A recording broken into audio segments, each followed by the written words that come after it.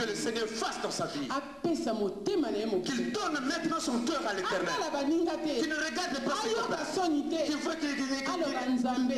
qu'il dise Seigneur, je n'étais pas reçu.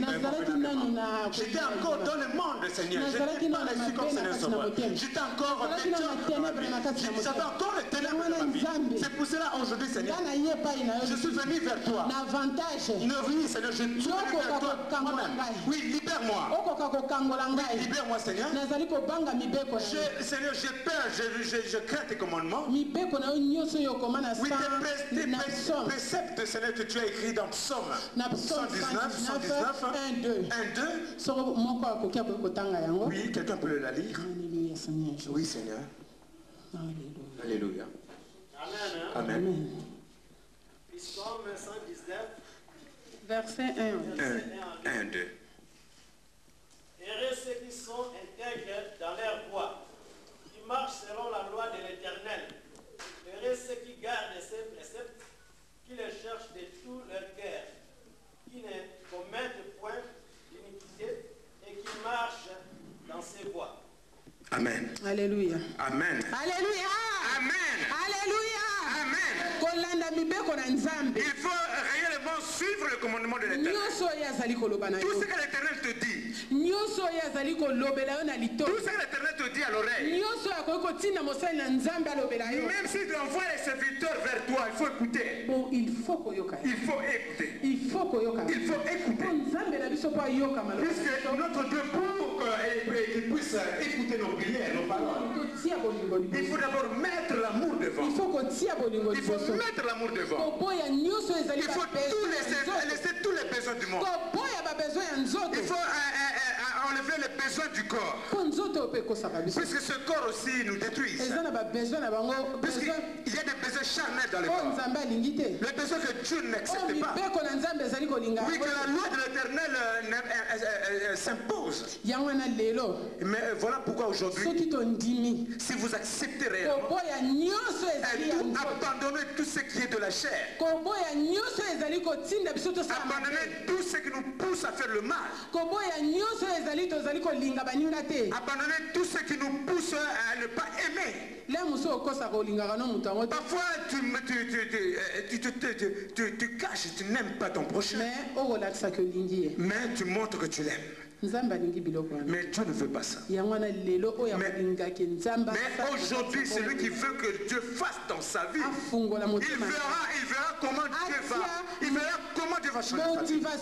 Oui, soyez qu'il mette ça, la motivation dans sa vie, dans son cœur. Oui, la motivation de la prière dans sa vie. Non, que ça ne soit pas une motivation que mon cœur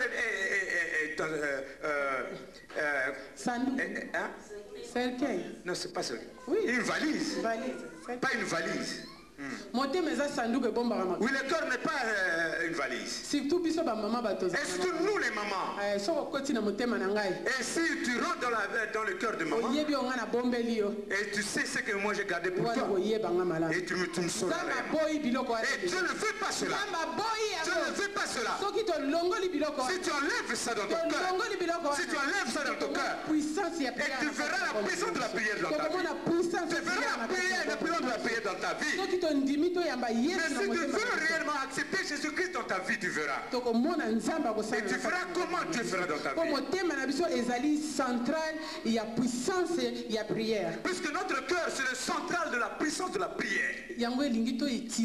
C'est parce que voilà pourquoi Dieu nous demande d'utiliser d'abord notre cœur. Nous devons d'abord utiliser notre cœur. Nous devons d'abord utiliser notre central. Oui, le cœur est notre central. Nous devons utiliser notre central. C'est la puissance de la prière qui doit siéger dans notre centrale. Oui, puisque quand nous utilisons notre centrale, il n'y aura pas de maladie. Si tu pries pour l'aveugle, et l'aveugle va voir. Et si tu veux quelqu'un qui est la ténèbre, et il sera dans la lumière. Mais si toi tu n'as pas le cœur centralisé, même si tu pries pour quelqu'un, ce sera un résultat nul. Puisque toi-même tu es dans le bain du satanique. Voilà, aujourd'hui Dieu nous demande. Nous ne devons pas avoir la négativité. Nous devons avoir la positivité. Nous devons avoir la positivité dans nos prières. Nous devons avoir la solution dans nos prières. Nous devons chercher le résultat de nos vies. Nous devons chercher tout ce que nous demandons. Même si tu sais que là on ne peut pas arriver. Mais dans la prière, dans la puissance de ta prière, dans la motivation, dans le central de ton cœur. Mais quand tu sais que dans ton cœur il y a une puissance dans de la prière, et Dieu va agir. Dieu va agir. Dieu va agir. Dieu va agir. Alléluia. Alléluia. Seigneur.